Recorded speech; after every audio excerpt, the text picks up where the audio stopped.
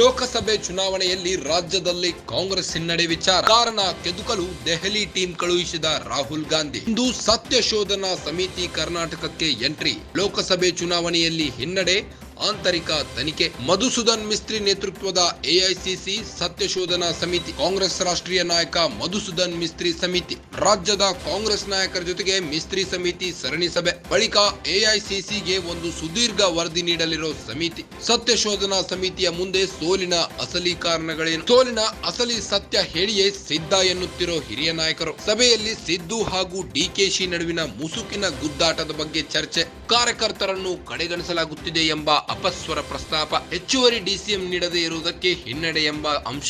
ಈ ಎಲ್ಲಾ ವಿಚಾರವನ್ನ ಪ್ರಸ್ತಾಪಿಸಲು ಸಿಎಂ ಸಿದ್ದರಾಮಯ್ಯ ಟೀಮ್ ರೆಡಿಯಾಗಿದೆ. ಲೋಕಸಭೆ ಚುನಾವಣೆಯಲ್ಲಿ ರಾಜ್ಯದಲ್ಲಿ ಕಾಂಗ್ರೆಸ್ ಹಿನ್ನಡೆ ವಿಚಾರವಾಗಿ ಕಾರಣ ಕೆದಕಲು ದೆಹಲಿ ಟೀಮ್ ಕಳುಹಿಸಿದ ರಾಹುಲ್ ಗಾಂಧಿ. ಇಂದು ಸತ್ಯ ಶೋಧನಾ ಸಮಿತಿ ಕರ್ನಾಟಕಕ್ಕೆ ಎಂಟ್ರಿ ಆಗಲಿದೆ.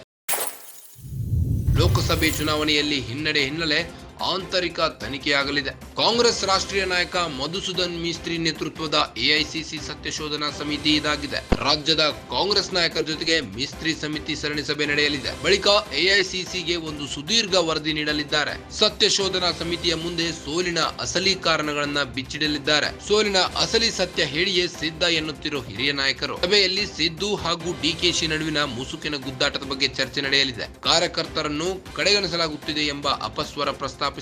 ಹೆಚ್ಚುವರಿ ಡಿಸಿಎಂ ನೀಡದೇ ಇರುವುದಕ್ಕೆ ಹಿನ್ನಡೆ ಎಂಬ ಅಂಶ. ಸಿಎಂ ಸಿದ್ದರಾಮಯ್ಯ ಟೀಮ್ ಈ ಎಲ್ಲಾ ವಿಚಾರವನ್ನ ಪ್ರಸ್ತಾಪಿಸಲು ರೆಡಿಯಾಗಿದೆ.